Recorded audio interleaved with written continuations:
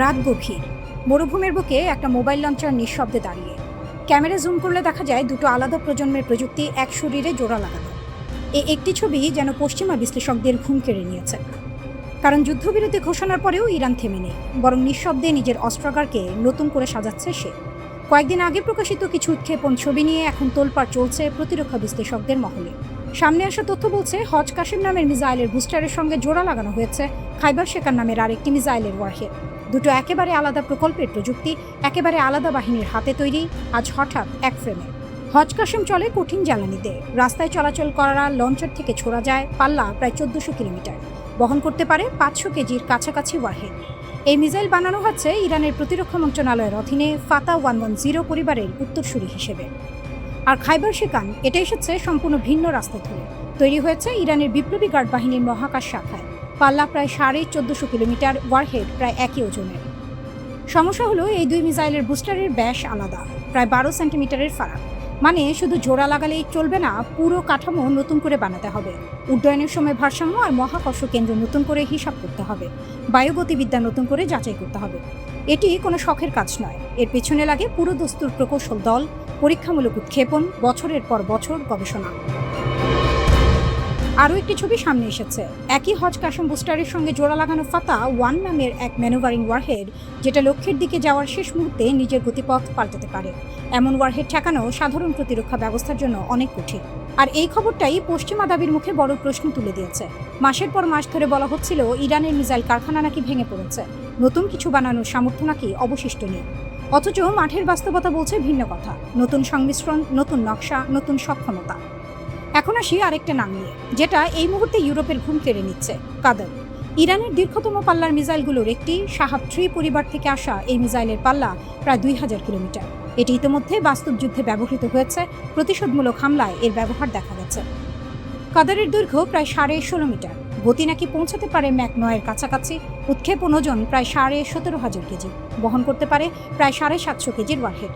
এই একটি মাত্র মিসাইলই এখন থার্ড আর ইসরায়েলের অ্যারো প্রতিরক্ষা ব্যবস্থার জন্য মাথা ব্যথার কারণ হয়ে দাঁড়িয়েছে। আর এখানে ইউরোপের জন্য সতর্কবার্তা। বিশ্লেষকদের হিসাব বলছে কাদার, খোরামশার আর সেজিলের মতো মিসাইলগুলোর নাগালের মধ্যে পড়তে পারে রোমানিয়া, বুলগেরিয়া, গ্রিস, সাইপ্রাস আর ইউক্রেনের একটি বড় অংশ। এমাদ আর খাইবার শেকানের মতো মিসাইল পৌঁছাতে পারে কিয়েভ কিংবা বুখারেস্ট পর্যন্ত। এই তালিকায় সবচেয়ে বেশি আলোচনায় খোরামশার। তরল জ্বালানির এই মাঝারি পাল্লার মিসাইল প্রায় 1,500 কেজি পর্যন্ত ওয়ারহেড বহন করতে পারে, পাল্লা প্রায় 2000 কিলোমিটার, আর এটাও রাস্তায় চলাচলকারী লঞ্চার থেকে ছোড়া সম্ভব।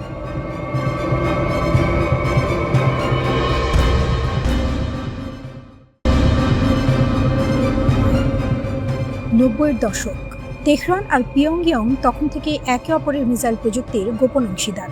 দুই দেশই বহু বছর ধরে বিশ্বাস করে এসেছে আধুনিক যুদ্ধে টিকে থাকার একমাত্র রক্ষা কবচ হল শক্তিশালী মিসাইল বাহিনী। 2020 দশকে একের পর এক আঞ্চলিক সংঘাত সেই বিশ্বাসকে সত্যি প্রমাণ করে দিয়েছে। কিন্তু অবাক করা বিষয় হলো, এত পুরনো সম্পর্ক থাকা সত্ত্বেও গত কয়েক বছরে দুই দেশের প্রযুক্তিগত সহযোগিতা কার্যত থমকেছিল। করোনাকালে উত্তর কোরিয়া নিজেকে এমনভাবে বিচ্ছিন্ন করে ফেলেছিল যে বাইরের কারো সাথে তেমন যোগাযোগই রাখেনি। এরপর দুই দেশই নিজেদের অস্ত্রশিল্পে এতটাই স্বনির্ভর হয়ে ওঠে যে একে অপরের প্রয়োজন আগের মতো ছিল না। 2024 সালে অবশ্য দুই দেশের মধ্যে উচ্চ পর্যায়ের কূটনৈতিক যোগাযোগ আবার শুরু হয়। আর এখানেই ঢুকে পড়ে তৃতীয় এক শক্তি, রাশিয়া। মস্কো আজ পিয়ংইয়ং আর তেহরান দুই দেশের সাথেই এত গভীর সামরিক সম্পর্কে জড়িয়ে গেছে যে বিশ্লেষকদের প্রশ্ন একটাই, রাশিয়া কি ইরান আর উত্তর কোরিয়ার মধ্যেকার সেতু হয়ে উঠবে? 2026 সালের ইরান যুদ্ধ কি সেই পুরনো সম্পর্ককে আবার জাগিয়ে তুলবে? দক্ষিণ কোরিয়ার গোয়েন্দা সংস্থা অবশ্য বলছে এখনো পর্যন্ত উত্তর কোরিয়া ইরানের মিসাইল বাহিনী পুনর্গঠনে সরাসরি হাত লাগায়নি, কিন্তু এখনো পর্যন্ত কথাটার মধ্যেই লুকিয়ে আছে ভবিষ্যতের ইঙ্গিত। কারণ দুই দেশই নিজেদের মিসাইল যুদ্ধক্ষেত্রে পরীক্ষা করে দেখেছে। ইরান তার ক্ষেপণাস্ত্র দিয়ে ইসরায়েল, উপসাগরীয় দেশ আর আমেরিকান ঘাঁটির প্রতিরক্ষা ব্যবস্থাকে ফাঁকি দেওয়ার নানা কৌশল প্রয়োগ করেছে। একসাথে অনেক ক্ষেপণাস্ত্র ছোড়া থেকে শুরু করে আকাশে উঁচুতে ছোট ছোট বিস্ফোরক ছড়িয়ে দেওয়া পর্যন্ত। আর এখানে উত্তর কোরিয়া হতে পারে ইরানের সবচেয়ে বড় সহায়ক, কারণ প্রতিরক্ষা ব্যবস্থা ফাঁকি দেওয়ার আরও উন্নত প্রযুক্তি নিয়ে কাজ করছে তারা। ইউক্রেনীয় গোয়েন্দা তথ্য বলছে উত্তর কোরিয়া তাদের হোয়াসং 11 সিরিজের ক্ষেপণাস্ত্র ইউক্রেনের যুদ্ধক্ষেত্রে ব্যবহার করে সেখান থেকে পাওয়া বাস্তব তথ্য দিয়ে সেগুলোকে আরও নিখুঁত করে তুলেছে। এই নির্ভুলতা শুধু উত্তর কোরিয়ার নিজের প্রয়োজনই নয়, ইরানের জন্য হতে পারে লোভনীয় এক প্রযুক্তি। যদি এই যুদ্ধের পর ইরান সিদ্ধান্ত নেয় পারমাণবিক অস্ত্র বানানোরই, তাহলে তাদের প্রয়োজন হবে দূরপাল্লার এমন ক্ষেপণাস্ত্র যা শুধু প্রতিবেশী নয়, পৌঁছাতে পারবে আরও দূরের শত্রুর কাছে, এমনকি খোদ আমেরিকার মাটিতেও। ইরানের কাছে ইতিমধ্যেই আছে এমন মাঝারি পাল্লার অস্ত্র যা ইসরায়েল আর আমেরিকার আঞ্চলিক ঘাঁটিকে ঝুঁকিতে রাখতে পারে। তাই এই নতুন আগ্রহ শুধু তাৎক্ষণিক প্রয়োজন নয়, বরং রাজনৈতিক ও কৌশলগত এক বার্তা, আমরা আরও দূরে আঘাত হানতে সক্ষম। তেহরানের নিজস্ব মহাকাশ কর্মসূচি বহুদিন ধরেই দূরপাল্লার বহু স্তর বিশিষ্ট রকেট প্রযুক্তি পরীক্ষার এক আড়াল হিসেবে কাজ করে আসছে। অন্যদিকে উত্তর কোরিয়ার হাতে আছে প্রায় 10 বছরের আন্তঃমহাদেশীয় ক্ষেপণাস্ত্র পরীক্ষার অভিজ্ঞতা। অতীতে ইরান নিজেই উত্তর কোরিয়ার দূরপাল্লার কর্মসূচিতে সাহায্য করেছিল বলে প্রমাণ আছে, তাই এবার পালা বদলের সম্ভাবনাও উড়িয়ে দেওয়া যায় না।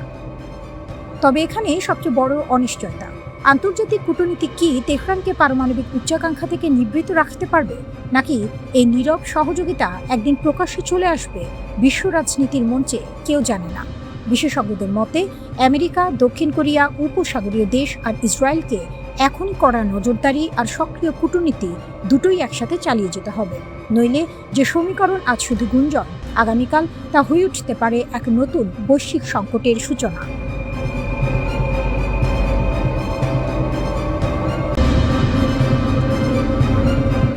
পেন্টাগনের উচ্চ নিরাপত্তা বেষ্টিত ভূগর্ভস্থ কমান্ড সেন্টার কিংবা তেল আবিবের সামরিক সদর দপ্তরের মাল্টি-মিলিয়ন ডলারের আধুনিক রাডার রূপ, পুরো নিয়ন্ত্রণ কক্ষ আচ্ছন্ন এক থমথমে নীরবতায়। হঠাৎ কন্ট্রোল প্যানেলের বিশাল ডিজিটাল স্ক্রিনে ভেসে উঠল কয়েকটা লাল বিন্দু। মুহূর্তের মধ্যে গর্জে উঠল বিপদ সংকেতের তীব্র সাইরেন। কপালে বিন্দু বিন্দু ঘাম জমতে শুরু করলো অভিজ্ঞ মার্কিন সামরিক কমান্ডারদের। একের পর এক ইলেকট্রনিক কাউন্ট মেজার আর অত্যন্ত শক্তিশালী জ্যামার সক্রিয় করা হলো। কিন্তু না, সব ধরনের আমেরিকান জ্যামিং সিগন্যালকে বুড়ো আঙুল দেখিয়ে ধেয়ে আসছে 1450 কিলোমিটার পাল্লার সেই অমোঘ মারণাস্ত্র। পর্দার ওপাশে থাকা পেন্টাগনের শীর্ষ কর্মকর্তারা বুঝে গেলেন আবারও ব্যর্থ হয়েছে তাদের শত কোটি ডলারের আকাশ প্রতিরক্ষা ব্যবস্থা। যুদ্ধের ময়দানে আবির্ভাব ঘটেছে এমন এক অপ্রতিরোধ্য মিসাইলের, যার প্রতিটি গর্জন পেন্টাগনের রাতের ঘুম হারাম করে দিচ্ছে। তেহরানের এই সামরিক জাদু দণ্ডটির নাম খাইবার শেকান। পশ্চিম ইরানের দুর্গম পাহাড়ি সামরিক ঘাঁটি থেকে যখন এই ক্ষেপণাস্ত্র উড়াল দেয়, তখন তার লক্ষ্যবস্তু থাকে 1000 কিলোমিটার দূরের ইসরায়েল কিংবা উপসাগরীয় অঞ্চলে ছড়িয়ে থাকা মার্কিন সামরিক ঘাঁটিগুলো। তরল নয়, কঠিন জ্বালানিতে চালিত এই ক্ষেপণাস্ত্র উৎক্ষেপণে সময় লাগে অবিশ্বাস্য রকম কম। প্রতিপক্ষ প্রতিক্রিয়া জানানোর বা সতর্ক হওয়ার সুযোগ পাওয়ার আগেই এটি পার করে দেয় শত শত মাইল। কিন্তু প্রশ্ন হলো, আমেরিকার সর্বাধুনিক জ্যামিং প্রযুক্তি আর অপটিক্যাল ট্র্যাকিংকে সম্পূর্ণ অকেজো করে দিয়ে খাইবার শেকান কিভাবে এতটা নিখুঁত ও প্রাণঘাতী হয়ে উঠল? সামরিক বিশ্লেষকদের গোপন নথি আর ডিফেন্স সিকিউরিটি এশিয়া রিপোর্ট বলছে, এই অপ্রতিরোধ্য ক্ষমতার নেপথ্যে নিঃশব্দে দাঁড়িয়ে আছে বিশ্ব রাজনীতির আরেক মহাশক্তি, চীনের ড্রাগন আর্মি। সবার অলক্ষ্যে বেইজিং তেহরানের হাতে তুলে দিয়েছে তাদের সবচেয়ে গোপন ও অত্যাধুনিক জ্যামিং বিরোধী স্যাটেলাইট ও রেডিও প্রযুক্তি। মার্কিন সেনাবাহিনী তাদের ইলেকট্রনিক ওয়ারফেয়ার দিয়ে ভেবেছিল ইরানের ক্ষেপণাস্ত্রের পথ ভুলিয়ে দেবে, কিন্তু চীনের সরবরাহ করা জ্যামিং প্রুফ গাইডেন্স সিস্টেমের কারণে আমেরিকান সিগন্যাল অ্যাটাক খাইবার শেকানের কাছে নিছক ছেলে খেলায় পরিণত হয়েছে। তবে শুধু চীনা প্রযুক্তি দিয়ে থামেনি ইরান। তারা পারস্যের এই রণক্ষেত্রকে বানিয়ে ফেলেছে এক পরম টেকনোলজিক্যাল গবেষণাগার। তেহরান প্রতিটি ক্ষেপণাস্ত্র উৎক্ষেপণকে দেখছে এক অনন্য ডেটা সংগ্রহের মিশন হিসেবে।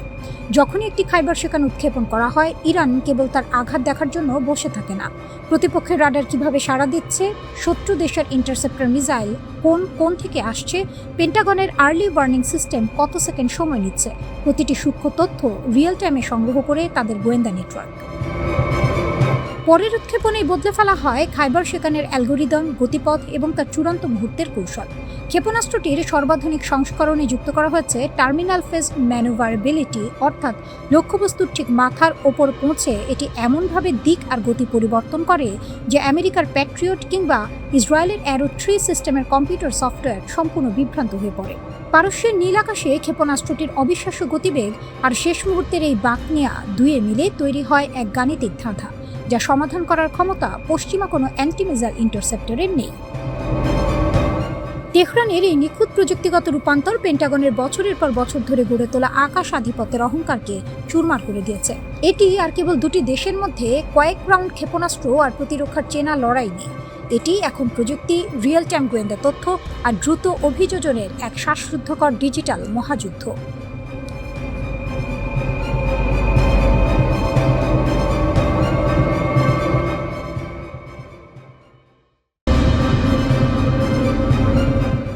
আমেরিকার চোখের সামনে কাতারের আল উদেদ এয়ারবেজে ইরানের দুর্ধর্ষ বিমান হামলা। পেন্টাগনের সুপার অ্যাডভান্সড ডিফেন্স সিস্টেমকে একদম বোকা বানিয়ে মার্কিন ঘাঁটির ভেতরে ঢুকে বোমা বর্ষণ করে তেহরানের স্নাইপার পাইলটরা। এ যেন মধ্যপ্রাচ্যের বুকে মার্কিন সামরিক ইতিহাসের সবচেয়ে বড় লজ্জা। মধ্যপ্রাচ্যে যুক্তরাষ্ট্রের মূল সামরিক অলংকার বলা হয় কাতারের আল উদেদ বিমান ঘাঁটিকে। শত শত কোটি ডলারের early warning radar, patriot missile defence আর সর্বাধুনিক এয়ার সার্ভেইলেন্স ব্যবস্থা দিয়ে ঘেরা এই ঘাঁটি নাকি পৃথিবীর অন্যতম সুরক্ষিত স্থান। কিন্তু ইরানের বীর বিমান সেনারা প্রমাণ করে দিয়েছে আমেরিকান প্রযুক্তির এই পাহাড় আসলে তাসের ঘরের মতো ভঙ্গুর। কিভাবে সিরাত শহরের শহীদ দোরান এয়ারবেস থেকে উড়ে গিয়ে রাডারের চোখ এড়িয়ে কাতারের তাণ্ডব চালিয়ে এলো Tehran?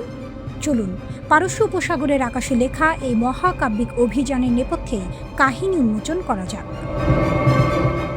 Phantom of the Persian Gulf, radar ফাঁকি দিয়ে নিখুঁত প্রবেশ।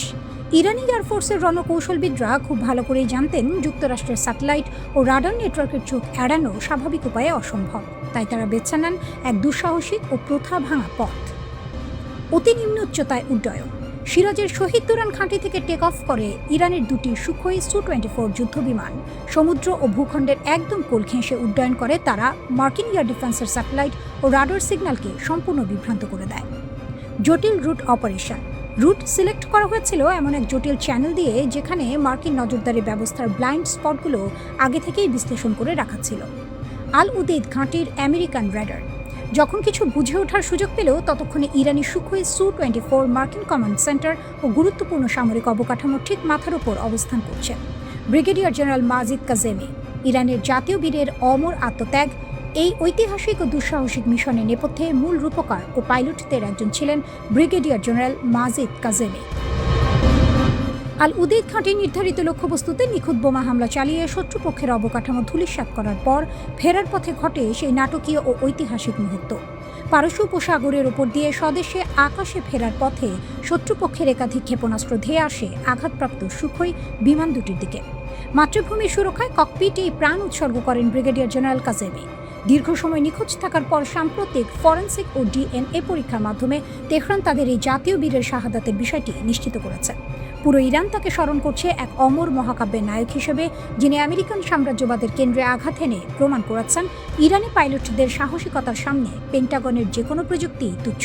মার্কিন ও ইসরায়েলি বাহিনীর আক্রমণের জবাবে গত 2 মার্চ পরিচালিত একটি বড় ধরনের সামরিক অভিযান চলাকালে ব্রিগেডিয়ার জেনারেল কাজেমি নিহত হন। মিশনটি সফলভাবে নির্ধারিত লক্ষ্যবস্তুতে আঘাত হানার মাধ্যমে শত্রুপক্ষকে এক কড়া সতর্কবার্তা পাঠায়। তবে পারস্য উপসাগরের ওপর দিয়ে ফেরার পথে বিমান দুটি শত্রুপক্ষের আকাশ প্রতিরক্ষা ব্যবস্থার ক্ষেপণাস্ত্র আঘাতে ক্ষতিগ্রস্ত হয়। একই দিনে ইরানের অন্য পাইলটরা তাদের F-5 যুদ্ধবিমান নিয়ে কুয়েতে অবস্থিত মার্কিন সামরিক ঘাঁটি ক্যাম্প বুহরিনে আরও একটি সফল হামলা চালান। এই পদক্ষেপগুলো ইরান ইরাক যুদ্ধের সময় ইরানি পাইলটদের সাহসিকতার ঐতিহ্যকে স্মরণ করিয়ে দেয়।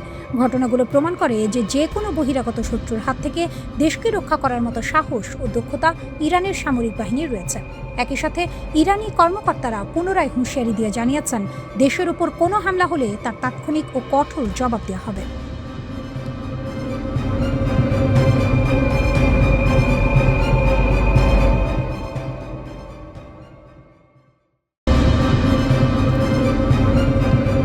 কোনো দেশের সেনাপ্রধান কিংবা প্রেসিডেন্টকে হত্যা করে কি সেই দেশের সার্বভৌমত্ব ধুলোয় মিশিয়ে দেওয়া সম্ভব? আমেরিকা আর ইসরায়েল ভেবেছিল জবাবটা হয়তো হ্যাঁ, কিন্তু পেন্টাগনের রণকৌশলকে বুড়ো আঙুল দেখিয়ে সাবেক সোভিয়েত ইউনিয়নের এক অতি গোপন সামরিক নকশাকে হাতিয়ার করেছে ইরান। রাশিয়ার সেই পুরনো থিওরিকে আধুনিক প্রযুক্তির সাথে মিশিয়ে তেহরান আজ এমন এক মাথাহীন অদৃশ্য সেনা বা মোজাইক ডিফেন্স তৈরি করেছে, যার মূল কমান্ড সেন্টার বোমার আঘাতে উড়িয়ে দিলেও যুদ্ধের ময়দানে পাল্টা আঘাতের তীব্রতা এতটুকু কমবে না, বরং বহুগুণ বেড়ে যাবে।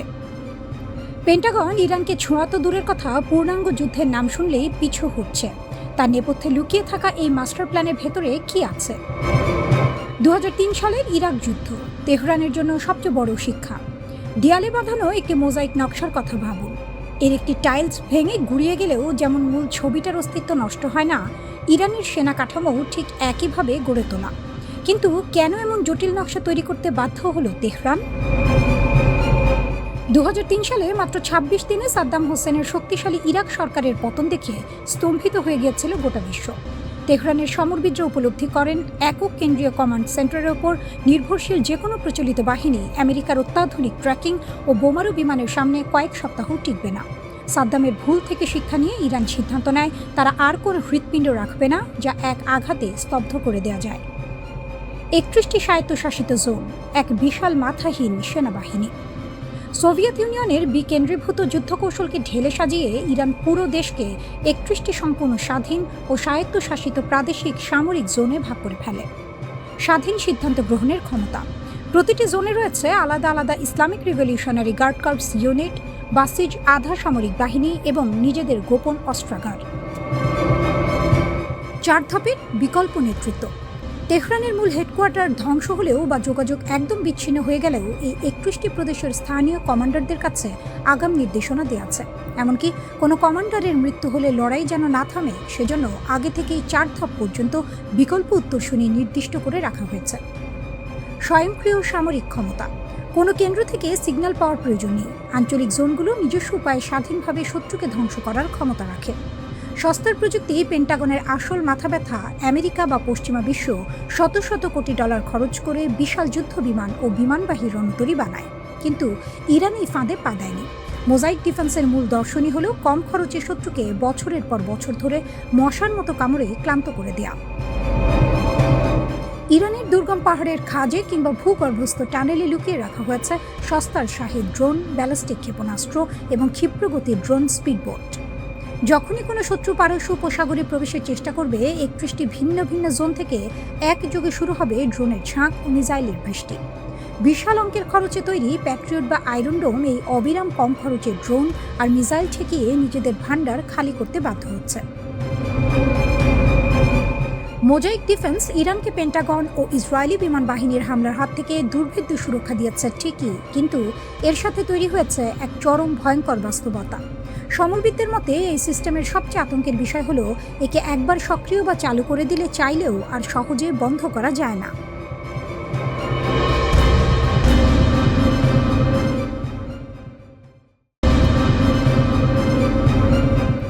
গভীর রাত, পারস্য উপসাগরের ওপর কুয়াশার চাদর। ঠিক তখনই রাডারের পর্দায় ভেসে উঠল একের পর এক ক্লিপ। এগুলো কোনো মার্কিন স্টেলথ ফাইটার নয় কিংবা ইসরায়েলি বম্বারও নয়। এগুলো বেইজিং থেকে উড়ে আসা বিশাল আকারের সামরিক কার্গো বিমান, যা নীরবে নেমে আসছে তেহরানের রানওয়েতে। পশ্চিমা বিশ্ব ভেবেছিল 6 মাসের টানা বোমাবর্ষণে ইরানকে বোধহয় নিঃশেষ করে দেওয়া গেছে। ডোনাল্ড ট্রাম্প টিভিতে এসে গর্জন করে বলছেন, ওদের বিমান বাহিনী নেই, নৌবাহিনী নেই, ওরা শেষ। কিন্তু ক্যামেরার পেছনের সত্যটা হলো পেন্টাগনের হাজার কোটি ডলারের যুদ্ধযন্ত্র আজ পারস্যের মরুভূমিতে এসে পুরোপুরি আছাড় খেয়েছে। আর রিংয়ের ভেতরে নায়ক হিসেবে দাঁড়িয়ে আছে একটাই দেশ, ইরান। ফাইল নম্বর 1, চীনের গোপন ছাতা এবং আকাশ সীমার নতুন সমীকরণ। জোর গুঞ্জন, বেইজিং নাকি সোজাসুজি ময়দানে নেমে পড়েছে। জিব্রাল্টার ব্রডকাস্টিং কর্পোরেশনের গোয়েন্দা তথ্য বলছে অন্তত 16টি ভারী চীনা সামরিক বিমান মালামাল খালাস করেছে তেহরানে। রয়টার্সের ফাঁস হওয়া চুক্তিপত্র বলছে 60 থেকে 70 মিলিয়ন ডলারের বিনিময়ে চীনের তৈরি অত্যাধুনিক QW-12 এবং FN-16 ঘাট থেকে নিক্ষেপযোগ্য মিসাইল এখন ইরানি যোদ্ধাদের হাতে। আমেরিকান ও ইসরায়েলি বিমান হামলায় যেসব দূরপাল্লার ডিফেন্স সিস্টেম ক্ষতিগ্রস্ত হয়েছিল, চীনের এই ম্যানপ্যাডস প্রযুক্তির মাধ্যমে সেগুলোকে এক নিমিষে নতুন জীবন দিয়েছে তেহরান। এখন মার্কিন পাইলটরা নিচু দিয়ে উঠতে গেলেই প্রতিটি পাহাড়ের খাঁজ থেকে চেপে বসছে চীনা প্রযুক্তির নিখুঁত মৃত্যু ফাঁদ। ফাইল নম্বর 2, পেন্টাগনের খালি ডেপো এবং হরমুজের ফাঁদ। যুদ্ধের বয়স 6 মাস। আমেরিকা কতটুকু জিতেছে? নিউ ইয়র্ক টাইমসের এক কড়া বিশ্লেষণে থরে থরে সাজানো আছে পেন্টাগনের করুণ বাস্তবতা। অস্ত্রাগারের শূন্যতা। দিনের পর দিন মিসাইল চালাতে গিয়ে আমেরিকার নিজস্ব প্যাট্রিয়ট মিসাইল ইন্টারসেপ্টরের স্টক তলানিতে ঠেকেছে। অবস্থা দৃষ্টে মনে হচ্ছে ইরানকে মারতে গিয়ে মার্কিন সেনাদল নিজেরাই খালি হাতে দাঁড়িয়ে আছে। হরমুজের পূর্ণ নিয়ন্ত্রণ। মার্কিন যুদ্ধজাহাজগুলো টহল দিচ্ছে ঠিকই, কিন্তু সমুদ্রের আসল চাবি ইরানের পকেটে। ওমানের সঙ্গে টেবিলে বসে ইরান স্পষ্ট জানিয়ে দিয়েছে হরমুজ প্রণালীর উত্তরের রুটে একক রাজত্ব থাকবে তেহরানের, আর যে কোনো জাহাজ গেলে গুনতে হবে আবশ্যিক ট্যাক্স। বিশ্বের তেলের ধমনী এখন খাঁটি পার্সিয়ান কবজায়। ফাইল নম্বর 3, ওয়াশিংটনের বিশ্বাসযোগ্যতার মৃত্যু। আজ শুধু শত্রুরা নয়, আমেরিকান মিত্ররাই হোয়াইট হাউসের হাত ছেড়ে দিতে প্রস্তুত। চ্যাথাম হাউসের সাবেক প্রধান রবিন নিবলেটের একটি উক্তি পুরো পশ্চিমাদের গায়ে চাবুকের মতো পড়েছে। তিনি বলেছেন, এই যুদ্ধ যুক্তরাষ্ট্রের জন্য এক চরম ঐতিহাসিক অপমান। বিশ্ব এখন বুঝে গেছে আমেরিকার ওপর ভরসা করা জীবনের সবচেয়ে বড় ভুল। ট্রাম্পের অস্থিতিশীল নীতি কখনো গ্রিনল্যান্ড কিনে নেওয়ার হুকুম, কখনো ন্যাটো ভেঙে দেওয়ার হুমকি, আবার কখনো রিয়াদ তেহরান আলোচনার মাঝপথে হুট করে শর্ত বদলে ফেলা আমেরিকার বিশ্বস্ততা ভেঙে দিচ্ছে। ইন্টারন্যাশনাল ক্রাইসিস গ্রুপের আলী ভাইজ দেখিয়েছেন আসল ছবিটা। সৌদি আরবের মতো চরম মার্কিন অনুগত দেশগুলোও এখন বুঝতে পেরেছে আমেরিকার ছত্রছায়ায় থাকা মানে নিজের পায়ে কুড়াল মারা। তাই তারা তড়িঘড়ি করে তেহরানের সঙ্গে গোপন বৈঠক সারছে আর হাত বাড়াচ্ছে বেইজিং ও মস্কোর দিকে। দ্য ফাইনাল জাজমেন্ট, ভিয়েতনাম থেকে তেহরান। ইতিহাসের পুনরাবৃত্তি ঘটে। ভিয়েতনামের জঙ্গল, ইরাকের মরুভূমি আর আফগানিস্তানের পাহাড় যেভাবে মার্কিন সাম্রাজ্যের অহংকার ঘুমিয়ে দিয়েছিল, ঠিক একইভাবে পারস্য উপসাগরের নীল জলরাশি আজ পেন্টাগনের কবরস্থানে পরিণত হতে যাচ্ছে।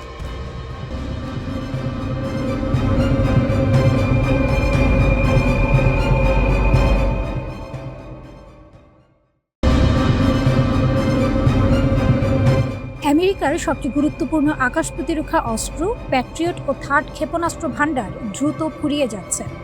যুদ্ধের শুরুতে যে আত্মবিশ্বাস ছিল, এখন তা জায়গা করে দিচ্ছে হিসাব নিকাশ আর সীমাবদ্ধতার কঠিন বাস্তবতায়। যুদ্ধক্ষেত্রে সবসময় গোলাবারুদি শেষ কথা বলে না, কখনো কখনো শেষ কথা বলে কে টিকে থাকতে পারে।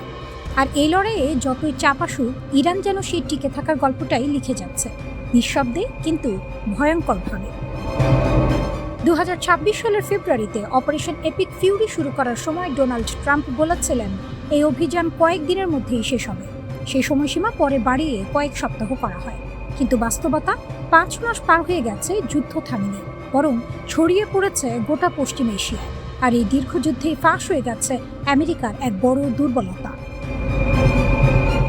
যুক্তরাষ্ট্রভিত্তিক থিঙ্ক ট্যাঙ্ক CSIS এর সাম্প্রতিক প্রতিবেদনে বলা হয়েছে, প্যাট্রিয়ট ক্ষেপণাস্ত্রের মজুদ এখন 1000-এর নিচে নেমে এসেছে, কিছু হিসাব অনুযায়ী 759 থেকে 827-এর মধ্যে।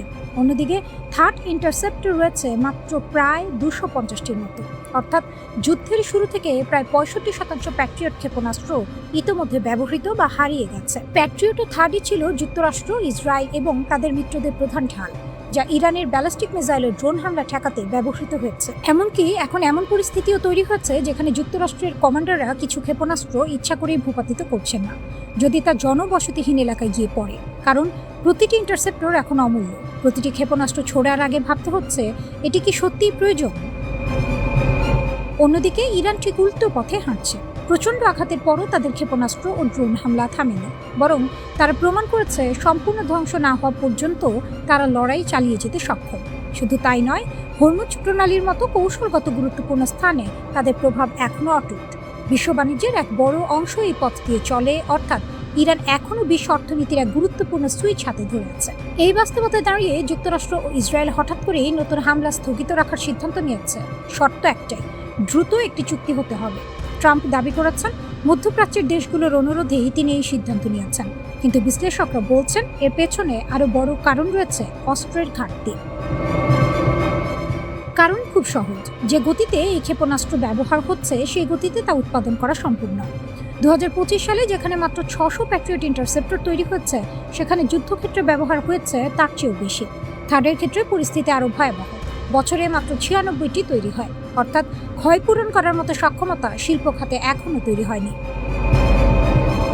তবে যুক্তরাষ্ট্র বসে নেই। ইতোমধ্যে লকহিড মার্টিন এর সঙ্গে বহু বিলিয়ন ডলারের চুক্তি করা হয়েছে, যার মাধ্যমে প্যাট্রিয়ট উৎপাদন বাড়িয়ে বছরে 2000 ইউনিটে নেওয়ার পরিকল্পনা চলছে।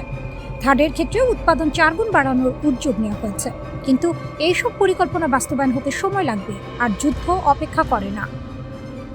যদি এখনই যুক্তরাষ্ট্র এই পরিমাণ চাপ সামলাতে হিমশিম খায়, তাহলে ভবিষ্যতে যদি চীনের মতো শক্তির সঙ্গে সংঘাত হয়, তখন কি হবে? যুক্তরাষ্ট্রের মিত্ররাও এখন বিকল্প পথ খুঁজছে। ইরান, চীন বা ইউরোপের সঙ্গে সম্পর্ক উন্নয়নের চেষ্টা করছে।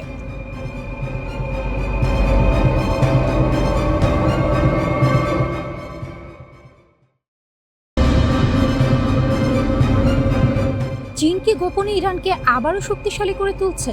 এই প্রশ্নই এখন আন্তর্জাতিক অঙ্গনে সবচেয়ে বড় আলোচনার বিষয়। জিব্রাল্টার ব্রডকাস্টিং কর্পোরেশনের এক প্রতিবেদনে দাবি করা হয়েছে অন্তত 16টি চীনা সামরিক কার্গো বিমান ইরানে অবতরণ করেছে। যদি এই তথ্য সত্যি হয়, তাহলে এটি হবে যুদ্ধ শুরুর পর ইরানে চীনের সবচেয়ে বড় সামরিক সরবরাহ অভিযান। সামাজিক মাধ্যমে ছড়িয়ে পড়া কিছু ভিডিওতে দেখা গেছে চীনের সামরিক কার্গো বিমান ইরানে অবতরণ করছে এবং সেখানে বিভিন্ন সরঞ্জাম নামানো হচ্ছে। যদিও এই দাবিগুলো এখনও স্বাধীনভাবে যাচাই করা যায়নি এবং চীন সরকারও এসব অভিযোগ সরাসরি অস্বীকার করেছে। তবুও বিশ্লেষকদের মতে, যদি এসব রিপোর্ট সত্যি হয়, তাহলে এটি ইরানের প্রতি চীনের সমর্থনে বড় ধরনের উত্তেজনা তৈরি করতে পারে। এর আগে রয়টার্স জানিয়েছিল ইরান খুব শিগগিরই চীন থেকে কয়েকশো কাঁধে বহনযোগ্য আকাশ প্রতিরক্ষা ক্ষেপণাস্ত্র পেতে পারে। এই চুক্তির মূল্য প্রায় $60 থেকে $70 মিলিয়ন। ধারণা করা হচ্ছে 300 থেকে 400টি man portable air defence system কেনার পরিকল্পনা রয়েছে, যার মধ্যে QW-12 এবং FN-16 মিসাইলও থাকতে পারে। যুদ্ধের শুরুতে ইরানের আকাশ প্রতিরক্ষা ব্যবস্থার দুর্বলতা প্রকাশ পেয়েছিল, বিশেষ করে সামরিক ঘাঁটি ও গুরুত্বপূর্ণ স্থাপনাগুলো রক্ষা করতে না পারায়। তাই এই নতুন সরঞ্জামগুলো সেই ঘাটতি পূরণের বড় পদক্ষেপ হিসেবে দেখা হচ্ছে। তবে চীনের পররাষ্ট্র মন্ত্রণালয় এইসব অভিযোগ প্রত্যাখ্যান করেছে। তাদের বক্তব্য, এই ধরনের রিপোর্ট বাস্তবতার সঙ্গে মেলে না এবং সম্পূর্ণ ভিত্তিহীন।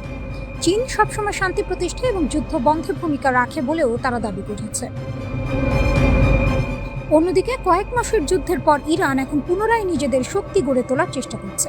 যুক্তরাষ্ট্র ও ইসরায়েলের হামলায় ইরানের মিসাইল, ড্রোন ও প্রতিরক্ষা স্থাপনাগুলো ক্ষতিগ্রস্ত হয়েছে। কিন্তু পাল্টা জবাব হিসেবে ইরান মধ্যপ্রাচ্যে মার্কিন সামরিক ঘাঁটিগুলোতে ড্রোন ও মিসাইল হামলা চালিয়েছে। এই যুদ্ধ এখন 6 মাসে গড়িয়েছে। অনেক বিশ্লেষক মনে করছেন এই সংঘাত যুক্তরাষ্ট্রের জন্য বড় চাপ তৈরি করছে।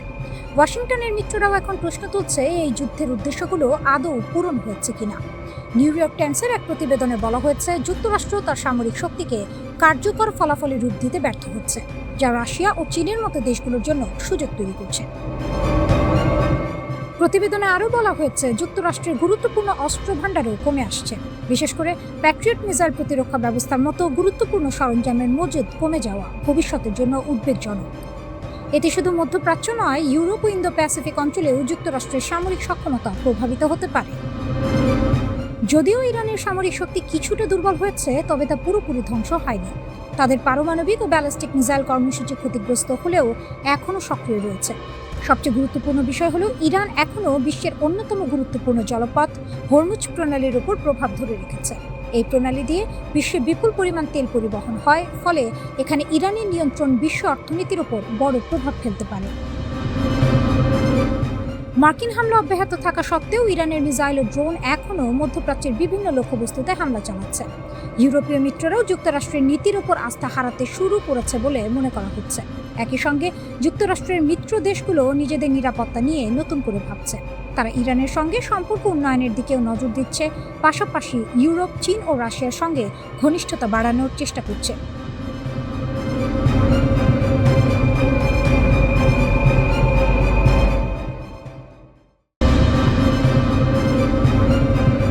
পেন্টাগনের $multi-billion স্যাটেলাইট আর সর্বাধুনিক 5th জেনারেশন ফাইটার জেটের রাডার স্ক্রিনে হঠাৎ একটি লাল বিন্দু ভেসে উঠল, তারপরে অদৃশ্য হয়ে গেল। ইউএস সেন্টকমের হাইটেক কন্ট্রোল রুমে শুরু হলো সাইরেনের গর্জন। কয়েক সেকেন্ডের ব্যবধানেই পেন্টাগনের তৈরি একটি অপরাজেয় ইলেকট্রনিক ওয়ারফেয়ারের মজবুত দেয়াল তাসের ঘরের মতো ভেঙে পড়ল।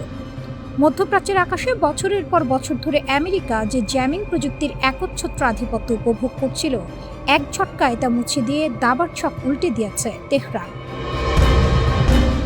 পশ্চিমা গোয়েন্দা ও সামরিক পরিকল্পনাকারীরা ভেবেছিলেন তাদের সস্তা জ্যামিং প্রযুক্তি আর ভুয়ো জিপিএস সংকেত দিয়েই মধ্যপ্রাচ্যের আকাশে ড্রোনগুলোকে পঙ্গু করে দেওয়া যাবে। কিন্তু পারস্য উপসাগরের আকাশে এখন দেখা যাচ্ছে এক অলৌকিক ও বিভীষিকাময় দৃশ্য। একের পর এক মার্কিন ড্রোন খসে পড়ছে, পেন্টাগনের চোখ ধাঁধানো সব ফাইটার জেট অসহায় হয়ে ঘুরে বেড়াচ্ছে, আর দূর দিগন্তের লক্ষ্যবস্তুতে ঘড়ির কাঁটা ধরে নিখুঁত আঘাত হানছে ইরানের নতুন আত্মঘাতী ড্রোন। পেন্টাগন স্তব্ধ হয়ে ভাবছে, এই জাদুকরী ক্ষমতার পেছনে ঠিক কার শক্তি কাজ করছে। পশ্চিমা গোয়েন্দাদের সতর্কবার্তা এর নেপথ্যে কাজ করছে ক্রেমলিনের অদৃশ্য হাত, যা মধ্যপ্রাচ্যে আমেরিকার নিরাপত্তাকে এক অভূতপূর্ব সংকটের মুখোমুখি দাঁড় করিয়ে দিয়েছে। এর বীজ বোনা হয়েছিল কয়েক হাজার কিলোমিটার দূরে ইউক্রেনের রণক্ষেত্রে। 2022 সালে ইরান থেকে মস্কোর হাতে পৌঁছায় শাহিদ 136 ড্রোন, যা রুশ বাহিনীতে নতুন পরিচিতি পায় গেরান 2 নামে।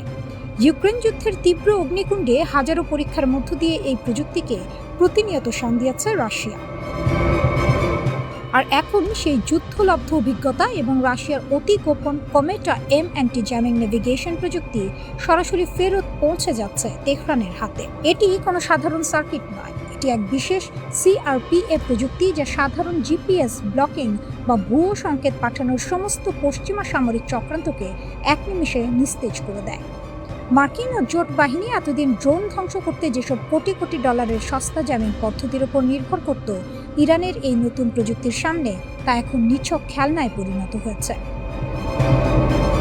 এই গোপন ও স্পর্শকাতর প্রযুক্তি হস্তান্তরের সুনির্দিষ্ট প্রমাণ মেলে 2026 সালের 2 মার্চ। সাইপ্রাসের সুরক্ষিত ব্রিটিশ ঘাঁটিতে হঠাৎ আকস্মিক ও নিখুঁত হামলা চালায় একটি ড্রোন। হামলার পর যখন ড্রোনটির ধ্বংসাবশেষ পরীক্ষা করা হয়, তখন তার ভেতরে স্পষ্ট ধরা পড়ে ক্রেমলিনের সেই গোপন অ্যান্টি জ্যামিং কারিগরি। তবে প্রযুক্তি হস্তান্তরের খেলা শুধু মাটিতে বা ড্রোনের ককপিটে থেমে নেই, খেলা পৌঁছে গেছে মহাশূন্যে। মহাকাশে ঘূর্ণায়মান রাশিয়ার সামরিক স্পাইড স্যাটেলাইটগুলো এখন মধ্যপ্রাচ্যে তেহরানের ডিজিটাল চোখ হিসেবে কাজ করছে। মার্কিন বিমান বা রাডার ঠিক কোথায় রাখা আছে, পেন্টাগনের রণতরী কোন স্থানাঙ্কে অবস্থান করছে, তার প্রতিটি সেন্টিমিটারের স্পষ্ট ও লাইভ ছবি চোখের পলকে পৌঁছে যাচ্ছে ইরানের রিভলিউশনারি গার্ডসের কমান্ড সেন্টারে। কিন্তু সবচেয়ে ভয়ঙ্কর ও মাস্টার স্ট্রোক বিষয় হলো এই অসম যুদ্ধের অর্থনৈতিক সমীকরণ। ইরান এই যুদ্ধে চালকের আসনে বসে এমন এক ফাঁক পেতেছে, যা পেন্টাগনকে ভেতরে ভেতরে অর্থনৈতিকভাবে খালি করে দিচ্ছে। মাত্র 20 থেকে 70 হাজার ডলারের একটি সস্তা ইরানি আত্মঘাতী ড্রোনকে রুখতে যুক্তরাষ্ট্রকে খরচ করতে হচ্ছে 30 থেকে 50 লাখ ডলারের একটি উচ্চ প্রযুক্তির ইন্টারসেপ্টর মিসাইল। যুক্তরাজ্যের প্রতিরক্ষামন্ত্রী জন হিলি বাধ্য হয়ে এই পরিস্থিতিকে রাশিয়া ও ইরানের মধ্যে গড়ে ওঠা এক আগ্রাসী সামরিক ঐক্য বলে অভিহিত করেছেন। তার মতে, তেহরানের এই বিকাশমান ও অপ্রতিরোধ্য ড্রোন কৌশলের পেছনে ভ্লাদিমির পুতিনের হাত রয়েছে।